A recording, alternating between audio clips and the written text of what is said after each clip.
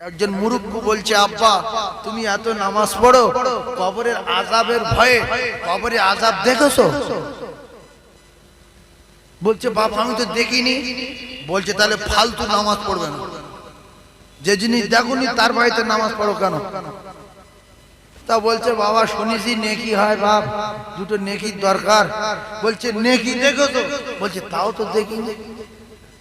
বলছে, তাহলে বেকার নামাজ পড়তে যাও কেন? নেকি লম্বা না বেটে, সাদা না কালো? বলছে, বাবা আমি তো দেখিনি নেকি কিরম। তো বলছে, তুমি এতদিন নামাজ পড়ছো ফালতু, খবরদার নামাজ আর পড়বে না, আর তোমার বৌমার পানি ফানি দিতে বলবে না। যদি কিছু দেখাতে পারতে তাই নয় পড়তে পারতে। বলছে, বাপ আজকের দিনটা সময় দে, যদি দেখাতে পারি তো পারলাম, না পারি তো আমিও নামাজ পড়া ছেড়ে দেবো।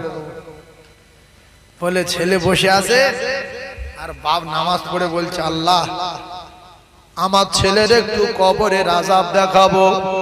ওগো আমার আল্লাহ, আমার ছেলের কবরের আযাব একটু দেখাবো, আপনি আযাব দেখিয়ে দেন, নাইলে নামাজ পড়বো না, জীবনের মতো ছেড়ে দেব, নামাজ পড়বো না। আমার ছেলের কবরের আযাব দেখাবো। হঠাৎ ছেলের পেটের যন্ত্রণা শুরু হয়ে গেছে। বলছে, আব্বা গো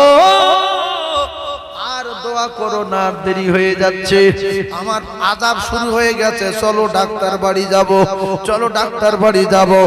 আব্বা বলছে, বেটা রে, বেটা হয়ে বাপের সঙ্গে ইয়ার কি মারবি না, তোর পেটের ব্যথা হয় না, মিথ্যা কথা। বলছে, বাপের ভিতরে বিরাট হচ্ছে।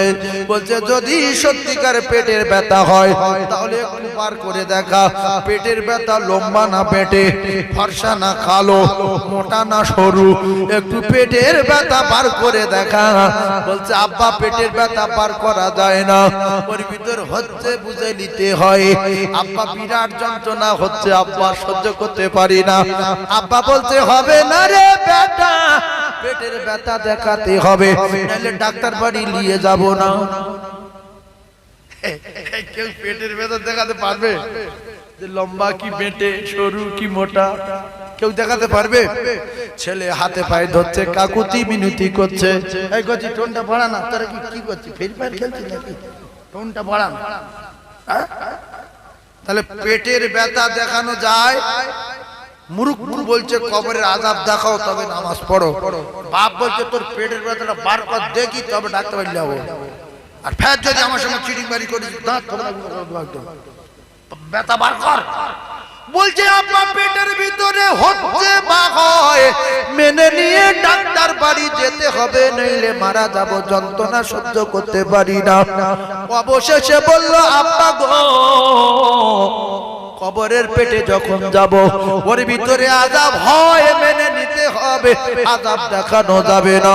আমি সবকিছু মেনে নিলাম। গিন্নির বলছে, তুই পানি গরম করে দিবি, নামাজের পাটি দিবি, আব্বার খিদমত করবি, ওরে তাড়াতাড়ি করে আমার ডাক্তার বাড়ি নিয়ে যেতে বল, আমি আর সহ্য করতে পারি না।